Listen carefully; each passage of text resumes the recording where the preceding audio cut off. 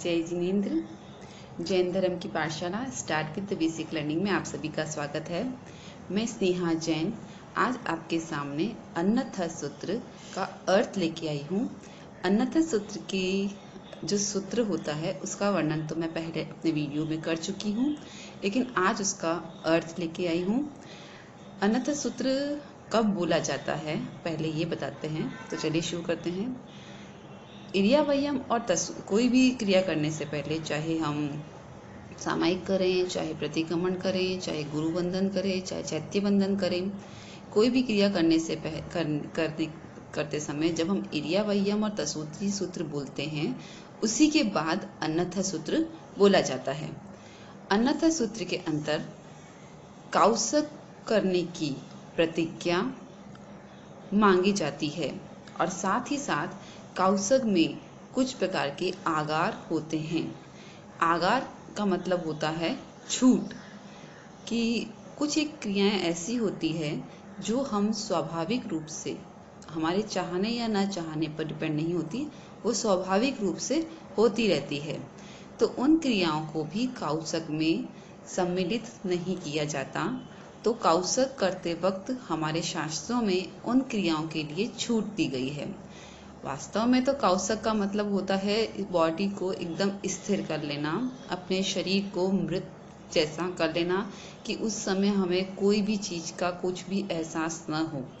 लेकिन उसमें भी क्योंकि हम जीवित हैं और मानव हैं, तो उस हिसाब से हमें कुछ छूट दी गई है, जो क्रियाएं हमारे नियंत्रण होती रहती है शरीर में, जिस पर हमारा कंट्रोल नहीं होता। जैसे कि सांस लेना, तो इसमें हमारा कंट्रोल नहीं होता, तो वो इस तरह की कुछ छूट दी जाती है। तो अन्नथा सूत्र के अंतर्गत काउसक में जो छूट दी जाती है, उन छूटों का वर्णन होता है, पहली चीज। दूसरी चीज, काउसक का समय कैसे निर्धारण करें, तो समय निर्धारण होता है। तीसरी चीज, काउसक का स्वरूप कैसा होना चाहिए, उसका निर्धारण अन्नथा सूत्र के अंतर्गत होता है। और चौथी चीज कि हमारे काउसक की क्या प्रतिज्ञा है।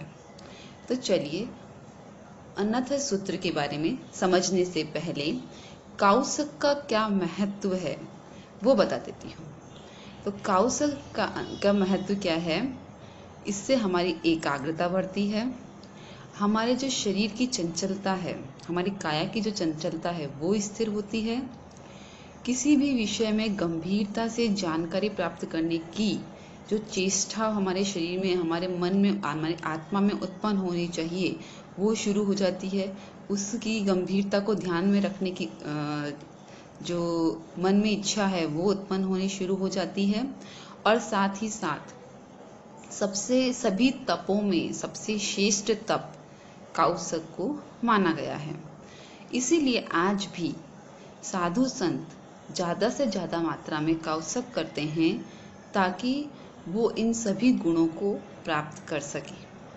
चलिए अब हम समझते हैं कि अन्नथा सूत्र में और काउसक में जो भी अन्नथा सूत्र के अंतर्गत काउसक के बारे में बताया गया है वो। अन्नथा सूत्र, अन्नथा उससीयणम, निससीयणम, खासीयणम, क्षीयणम, जम्भायणम, उड्डूयणम, वायनिसज्ञीणम, भम्मलीये, पित्तमुच्छाय, सुमेहि अंग संचालेहि, सुमेहि दिट्ठ संचालेहि, सुमेहि खेल संचालेहि। ये काउसक का यहाँ तक का जो नियम है, इसके नियम के अनुसार इस नियम के अनुसार क्या बताया गया है कि काउसक के आगारों के बारे में बताया गया है, और उस आगार को भी दो भागों में विभाजित किया गया है। पहला आगार है लघु आगार और दूसरा आगार है महा आगार। लघु आगार यानी कि छोटी छोटी छूटे मतलब किस तरह से, कौन कौन सी छूट हमें काउसक करते वक्त मिलती है, जिसमें लघु आगार में आता है। जैसे अन्नथा उससीयणम, उससीयणम मतलब श्वास ली, निससीयणम श्वास छोड़ी, हमने सांस ली और सांस छोड़ी, तो ये काउसक के अंतर्गत इसकी छूट दी जाती है, उससे हमारा काउसक भंग नहीं होता है। उसी तरह से आगे है खासीयणम, यानी कि हमने खांसी की, ये जितनी भी चीज़ें बता रही हूँ ये स्वेच्छा से नहीं की है, ये अपने आप हुई हो तो। यदि आप काउसक में बैठे हो, ऐसे ऐसे हिल डुल रहे हो, स्वेच्छा से छींक रहे हो, खांस रहे हो, डकार रहे हो, तो वो काउसक भंग करता है। यदि अचानक से कोई छींक आ गई, अचानक से जैसे खांसीणम यानी कि छींक खांसी आ गई, छीणम छींक आ गई, जम्भाएणम उबासी आ गई, उड्डुएणम यानी कि डकार आ गई, फिर वायनी सज्ञेणम हमारे शरीर से कोई वायु निकल गई, भम्मीय यानी चक्कर आ गए, पित्तमुच्छाए पित्त से आवेश में आकर हम बेहोश हो गए। तो इस तरह से जो भी छोटी मोटी क्रियाएं हो गई, ये तो हुई जो दिखती है। अब आया है सुमेहिम अंग संचालेहिम, सुमेहिम खेल संचालेहिम और सुमेहिम दिठि संचालेहिम। सुमेहि अंग संचालेहिम मतलब हमारे शरीर से कोई भी छोटी से छोटी हलचल भी हुई हो, काउसक के अंदर हमारे शरीर, हमारी काया एकदम स्थिर हो जानी चाहिए। हमारे शरीर का एक पार्ट भी, चाहे फिंगर हो, चाहे नीचे नेल्स तक भी हिलने नहीं चाहिए। उसे बोलते हैं पूर्ण काउसक की स्थिति। तो हमारे शरीर में अगर छोटी सी भी हलचल हो गई हो, हमने नहीं की लेकिन हो गई है, हवा के वेग से हो गई हो, कोई भी हलचल हो गई हो, तो उसकी छूट दी जाती है। जो हो गई हो, यहाँ पे मैं बहुत अच्छे से बात बता रही हूँ, हमने नहीं की। एक तो होता है हमारी स्वेच्छा से हम कर रहे हैं, एक हो गई है स्वेच्छा से कर रहे हैं तो काउसक भंग करने की क्रिया है, उसमें दोष लगता है। और अगर हम हो गई है, हमने की नहीं है, हो गई है, तो यहाँ पे काउसक भंग नहीं होता है। इसके अलावा कफ से हमारे शरीर में कोई भी हल्का सा कंपन भी शरीर में हो गया, कफ से जैसे हमारे डकार पूरी नहीं निकली लेकिन हल्की सी आवाज भी निकली हो, या अंदर शरीर के बाहरी रूप में भी और आंतरिक रूप में भी अगर हल्की सी भी कुछ ऐसी हलचल हो गई हो, दृष्टि में हमारे देखने में, हमने भली आंखें बंद कर रखी है फिर भी हमारे अंदर से आंखें ही ऐसे ऐसे घूम रही है, वो एक स्थिर नहीं है, तो उसमें भी दोष लगता है। अब अगर यदि हम लोगों ने जानबूझ के की है तो काउसक भंग की स्थिति होती है, लेकिन अनजाने में कभी अवस्वेच्छा से ही आंख इधर उधर मूव हो गई है तो उसको भी यहाँ पे छूट माना गया है। तो अन्यथा सूत्र के अंतर्गत इस तरह से ये छूटें मानी गई है। ये है छोटी छूटें। अब इसमें आती है महा आगार, यानी कि बड़ी छूटें कौन कौन सी है। समझ लो जहां आप बैठे हो, काउसक कर रहे हो, वहां आग लग गई है, तो आग लगने की स्थिति में आपको काउसक वहां से खड़े होकर बाहर दूसरी स्थान परिवर्तन करना पड़ेगा, तो वो महाछूट दी गई है। या फिर जिस स्थान पे आप काउसक कर रहे हैं वहां जानवर आ गए हैं, बिल्ली है, कुत्ता है, या कोई और जानवर आ गया है, जिससे जानवरों से कोई भय है, हमको कोई दुख है, कोई कष्ट दे सकते हैं, तो हम वहां से भी स्थान परिवर्तित कर सकते हैं। तीसरा है, समझ लीजिए उस जगह जहाँ पे आप अवसर कर रहे हैं वहाँ सांप बिच्छू निकलते हो या कोई इस तरह से जीव जंत आगे निकलते हो, तो उन सब से भी हम स्थान परिवर्तित कर सकते हैं। या फिर जहाँ पे हम काउसा कर रहे हैं वहाँ चोरों का आना या फिर सेना का आना, कोई लड़ाई छिड़ गई है वहाँ पे तो हमको उस जगह से उठना पड़े, तो वहाँ ये आगार भी हमको दिए गए हैं कि 4 महा आगार हैं जो हमें दिए गए हैं। अब यहाँ पे एक बात आपको मैं बहुत अच्छे से समझाना चाहती हूँ, क्योंकि इस सूत्र में ये आगार के बाद बोला भी गया है कि अभगो अविराहियो, ये करने से, ये जो महा आगार है ये करने से हमारा काउसक भंग नहीं होता है। समझ, अभगो अविराहियो इसका मतलब होता है कि हम इन आज्ञाओं को मानते हैं, इन छूटों को मानते हैं काउसक में, अगर ये है तो हमारा काउसक भंग नहीं हुआ है। और भंग काउसक जिसमें हमने दोष लगाए हो, जानबूझ के कोई किया हो, तो उसे भंग कहा जाता है, वो हमारा विराहित काउसक होता है। जैसे उदाहरण के लिए समझ लो एक घड़ा है जो ऊपर से ही हल्का सा टूटा है लेकिन नीचे उसमें पानी भरा जा सकता है, तो वो घड़ा माना जाता है कि वो घड़ा क्या है, अखंडित है। लेकिन अगर घड़ा पूरा ही टूटा हुआ है, उसमें पानी बिल्कुल भी नहीं भरा जा सकता, तो वो खंडित है। उसी तरह से हम यदि कोई भी इस तरह से आगार नहीं हुए हैं, बिना आगार के हाथ पैर हिला रहे हैं, आंखें खोल रहे हैं, काउसक में ध्यान नहीं है, गलत मुद्रा में बैठे हैं, तो ये सभी काउसक हमारे भंगित काउसक माने जाते हैं। इन्हें काउसक नहीं कह सकते। तो काउसक की स्थिति अपने आप में एक बहुत बड़ी चीज़ है। अगर इसको सही तरीके से पूर्ण एकाग्रता से, सही नियम से अपनाया जाए, तो हम अपने कितने ही भवों के पापों को एक साथ खत्म कर सकते हैं, कितने ही पापों की निर्जरा हम एक साथ कर सकते हैं। इसीलिए इसे एक बहुत बड़ा तप माना गया है, क्योंकि इसमें हम अपने पूरी काया को एकदम उदासीन कर देते हैं। उसमें कोई तरह की चंचलता नहीं होती, ना काया में न मन में। मन, वचन, काया तीनों में उदासीनता आ जाती है। तो यही इसका स्वरूप भी है। तो यहाँ मैं आगे इसको समझाऊंगी। फिलहाल मैं आपको बता रही हूँ कि इसकी छूट ये हो गई है। अब इसके बाद आता है कि काउसक की छूट होने के बाद काउसक के स्वरूप कैसे होते हैं, काउसक का समय कैसे आता है। तो समय के लिए यहाँ पे बोला है, 2 लाइनें बोली है कि पूज्य में काउसक को यहाँ तक फिनिश हो गया। फिर जाओ अरिहंताणम भगवत्ताणम नमो कारेणम न पारेमी। जब तक कि मैं अरिहंत भगवान का अरिहंताणम न बोलूं, तब तक इसको पारना नहीं है। काउसक अनर्थ के बाद हमेशा लोगस बोला जाता है। तो लोगस के अंदर भी इसमें क्या होता है कि इसकी समय सीमा घड़ी के से नहीं निर्धारित की जाती और ना ही अंगुलियों से निर्धारित की जाती है। तो लोगस के अंदर जो एक चार भाग का एक पद होता है, उसे एक श्वासोश्वास माना जाता है। तो इसी तरह से 24 श्वासोश्वास बोले जाते हैं और चंदेसु निमलेरा तक काउसक किया जाता है। उसके बाद नमो अरिहंताणम बोल के ही इस काउसक को पूरा किया जाता है। तो यहाँ बोला है समय सीमा कहाँ होगी, जब मैं चंदेसु निमलेरा तक काउसक बोल दूंगी और उसके बाद नमो अरिहंताणम बोलूंगी, तो मेरी समय सीमा इसमें मानी गई है। श्वासोश्वास का भी एक अपना एक अलग से टॉपिक है, जो शायद आगे मैं आपको बताऊंगी। तो जो कि अभी यहाँ पे सिर्फ मैं आपको 24 श्वासोश्वास तक माना गई है समय सीमा काउसक की, वो बताया है।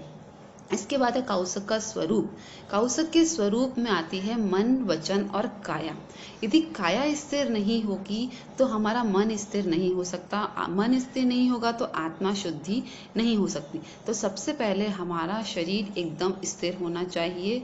हमारे दोनों पैरों पे हम सीधे एकदम सीधा खड़े होके, हाथ सीधे, आंखें एकदम बंद और बिल्कुल मौन मुद्रा में। उस समय हमें कोई टच भी करे तो हमें एहसास न हो। इस मौन मुद्रा के अंदर हम सबसे पहले अपनी काया पे कंट्रोल करते हैं, अपने शरीर पे कंट्रोल करते हैं।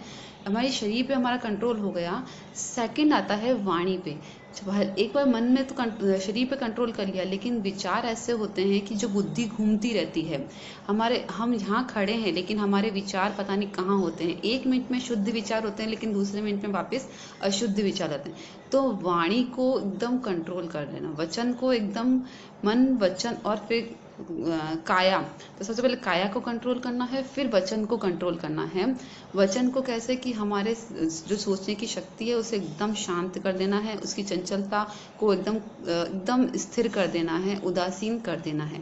जब काया स्थिर हो जाएगी, वचन स्थिर हो जाएगा, तो मन अपने आप स्थिर होगा और मन की स्थिरता के कारण ही हमें फिर आगे इसका जो प्रोसेस होता है, मतलब आगे जो गंभीरता हमारे मन में आनी चाहिए, जो स्थिरता हमारे मन में आनी चाहिए, जिस साधन को हम पढ़ना चाहते हैं, उस साधन के बारे में, जिस चीज़ के बारे में हम समझना चाहते हैं, उस चीज़ के बारे में गंभीरता हमारी बढ़ती जाती है। तो इस तरह से काउसक का स्वरूप निर्धारित होता है, जो शास्त्रों में लिखा गया है कि पहले काया को स्थिर रखना पड़ता है, मन को स्थिर रखना पड़ता है और फिर काया, फिर वचन और फिर हमारे मन को। इसके लिए इसमें एक लाइन बहुत अच्छी दी गई है, वो मैं आपको बताती हूँ। ताव कायम ठाणेणम मौणेणम और झाणेणम। तब काया को स्थिर करो, मन को स्थिर करो और फिर ध्यान करो, तो फिर हमारा काउसक की प्रतिज्ञा आती है। इसके बाद हमारे काउसक की प्रतिज्ञा आती है। हमारी प्रतिज्ञा क्या होनी चाहिए काउसक की, कि मेरा ये जो शरीर है ये मेरा नहीं है, ये तो एक मिट्टी मात्र है। मेरी आत्मा परमात्मा के लिए लीन होने के लिए है, तो मेरी आत्मा की शुद्धि हो, मेरे कर्मों की निर्जरा हो, और मेरे अंदर जितने भी चंचलता आई है, जितने भी दोष आ रहे हैं, जितने भी राग द्वेष आ रहे हैं, उन सब की शांति हो। ये सभी प्रतिज्ञाएं हमारे अंदर होनी चाहिए। और कौशिक से न केवल बुद्धि का विकास होता है, मन वचन काया की चंचलता भी स्थिर हो जाती है। और जैसे कि मैंने बताया आपको कि कौशिक सभी तपों में सबसे श्रेष्ठ तप है, तो इसमें कुछ दोष भी होते हैं। 19 दोष माने गए हैं, जिसमें कि मैं आपको उन सब दोषों के अगर नाम बताऊं तो शायद नाम समझ में नहीं आए, लेकिन उन दोषों के अर्थ मैं आपको बता देती हूँ। जैसे आप खड़े हैं तो आपका घुटना, एक पैर आगे एक पैर पीछे हो, या फिर आपकी गर्दन नीचे झुकी हुई हो। गर्दन नीचे नहीं, गर्दन एकदम स्थिर होनी चाहिए, समक्ष ऐसे एकदम सीधी, ऐसे ऐसे ऐसे नहीं होनी चाहिए। आंखें नहीं हिलनी चाहिए। आपके जो आपने कटाशना, जो भी आपके हाथ में है मुपत्ति और आपने ली है, उसको स्थिर एकदम सीधा रखना चाहिए, उसको हिलाना नहीं है। आसन को आगे पीछे नहीं करना है, आसन के आगे पीछे नहीं होना है, और हिलना डुलना बिल्कुल भी नहीं है। इसके अलावा कौशिक में बहुत सारे जैसे दोष माने गए हैं कि आप कौशिक कर रहे हैं लेकिन सोच कहीं और रहे हैं, वैसा नहीं होना चाहिए। कौशिक में पैर एकदम स्ट्रेट होने चाहिए, ऐसे ऐसे खुले हुए नहीं, ऐसे एकदम सीधे पैर होने चाहिए, हाथ भी एकदम सीधे। तो इस तरह से 19 तरह के दोष हैं, उन सब का ध्यान में रखते हुए कौशिक करना चाहिए, जिससे कि आपकी आत्मा भी शुद्ध होगी। और अन्नथा सूत्र का मेन मोटिव यही है कि हम जब कौशिक की स्थिति में जाएं तो उसमें हमें कुछ छूट दी गई है, वो बताया गया है। उसकी स्थिति, कौशिक की स्थिति कैसी होनी चाहिए वो बताया गया है। और अन्नथा सूत्र में ये भी बताया गया है कि समय सीमा क्या होगी और हमारी प्रतिज्ञा क्या होगी। अब आगे आप जब भी अन्नथा सूत्र का जब भी अन्नथा सूत्र की प्रार्थना पाठ करें तो इस बात का जरूर ध्यान रखें कि आप अब जब अन्नथा सूत्र के बाद लोगस का कौशिक करने जा रहे हैं तो उसमें आपको जो जो छूटें दी गई है बस उनका ध्यान रखें। उनके अलावा जो दोष हैं, 19 दोष हैं, वो आपके नहीं लगने चाहिए, उस चीज़ का ध्यान रखें। आसन में स्थिर बैठें और स्थिर बैठ के जो लोगस का कौशिक करेंगे तो आपकी आत्मा में इतनी शांति होगी, इतनी स्थिरता आएगी और आपको उन कौशिक तप का लाभ भी होगा। उस कौशिक में बैठे बैठे भी कितने ही महापुरुष केवल ज्ञान प्राप्त कर चुके हैं, इसका हमारे शास्त्रों में वर्णन भी है। जैसे कि उनके नाम में है, जैसे मुनिराज सुकौशल नाथ जी, फिर है गज सुकुमाल जी। इस तरह से काफ़ी ऐसे महापुरुष हुए हैं जो सिर्फ कौशिक की स्थिति में ही केवल ज्ञान को प्राप्त हो चुके हैं।